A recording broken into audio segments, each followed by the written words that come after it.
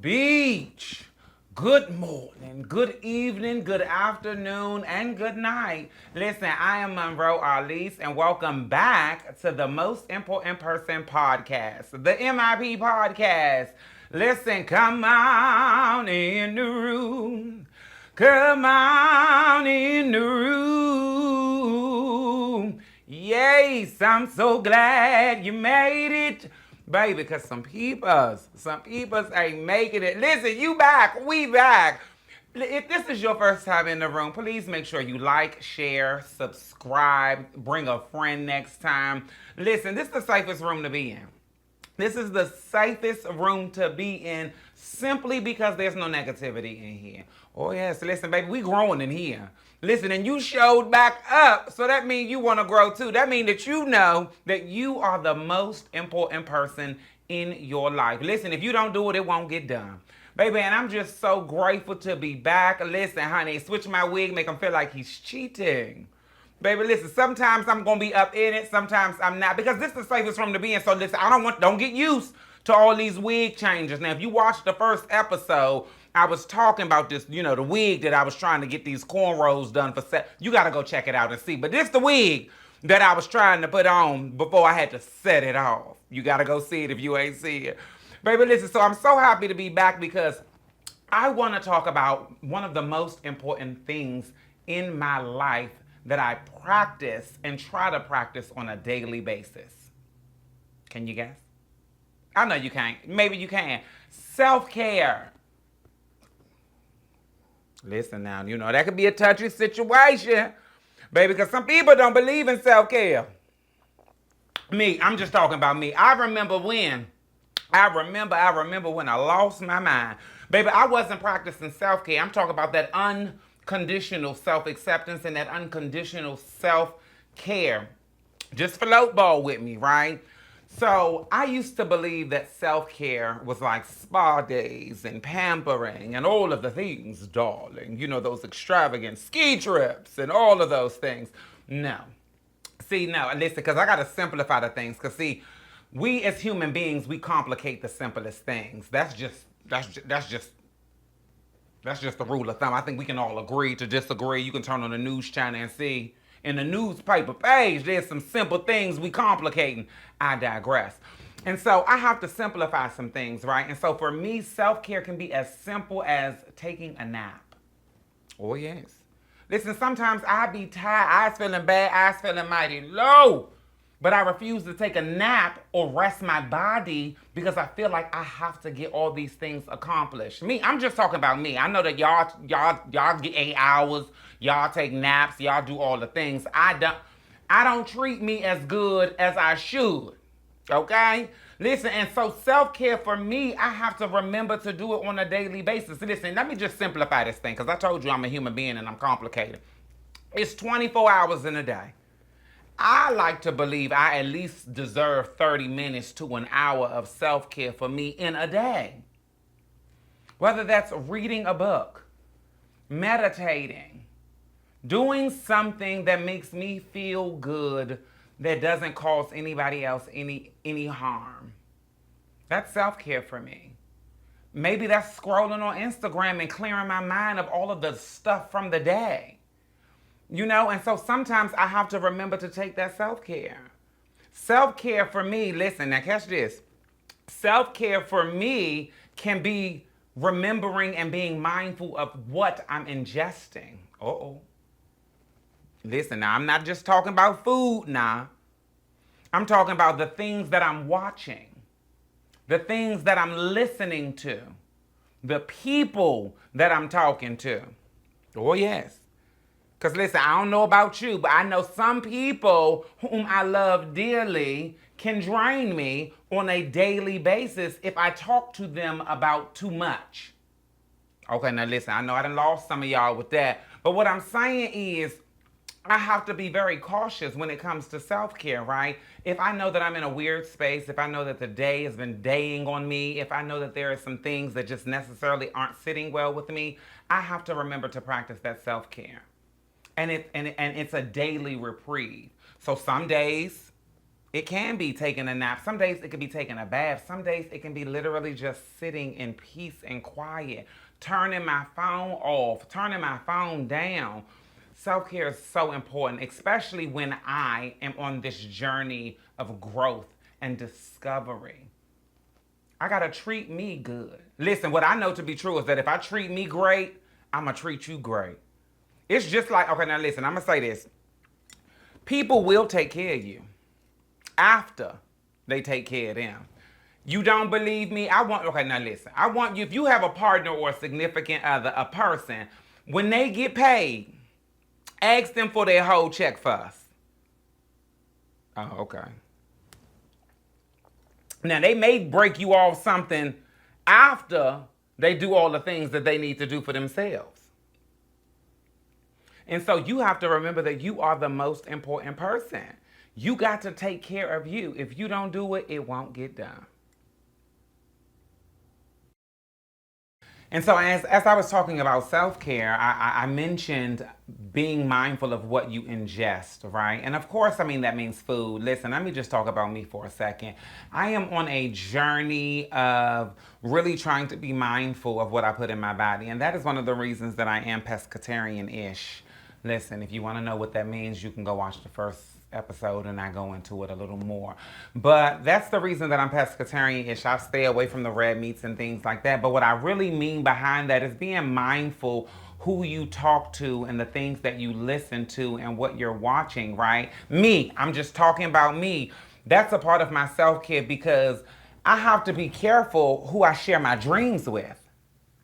Because there are people who steal and kill your dreams intentionally or unintentionally.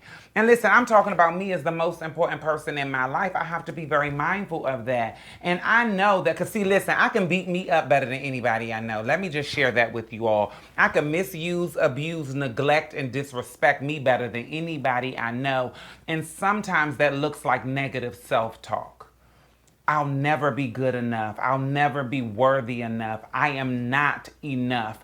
And things like that, right? And if I am watching things that affirm me as a person not being in spaces, or me as a person not having those things, meaning watching videos of my trans siblings getting murdered, or watching videos of people in poverty and never being able to achieve the things that they dreamed and hoped of, or talking to people who don't believe in their hearts that I can achieve those things that I so long for, can feed the wrong thing. There's a saying that says, whatever you feed, it'll grow.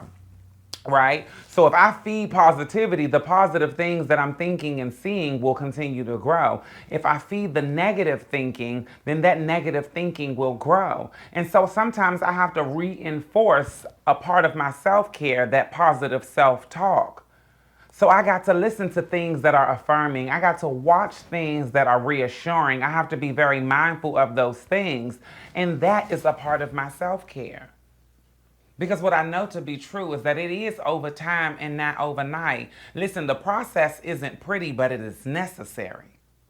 It don't always feel good when I'm growing. That's why they call it growing pain. And so in that growing pain, I have to remember to take care of me because I am the most important person in my life. So this portion, I can't even get it out.